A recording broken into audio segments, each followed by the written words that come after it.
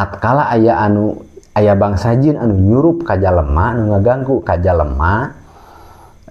komo jinna anu levelna tinggi anu naon anu rada ilmuan we gitu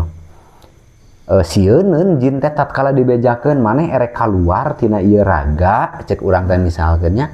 atawa moal gitu lamun maneh moal kaluar tina ieu raga jalema maneh kurang rek dilaporkeun kana bisis dalantaran maneh ngalanggar KUHP ngalanggar undang-undang kuna bisis dipisahkeun antara jalema jeung jin kari-kari maneh nempel gitu maneh ngalanggar aturan ti nabisis bakal sieun deui kitu mah jadi henteu ngubaran nu kasurupan teh henteu kudu loba babacaan ngan kudu cukup disingsieunan kitu we sia yang dilaporkeun kana bisis yang dilaporkeun ka Pak Dedi mun cek urang makan kitunya sieun lah jelema teh model kitu mah yang dilaporkeun kana bisis tapi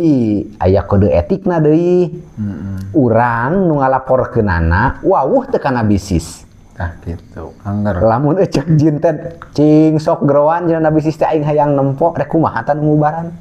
da lieur ngubaranna oge najan ngomong gitu oge gitu mata kode etikna eta kudu apal kata sandina supaya nyambung kana bisis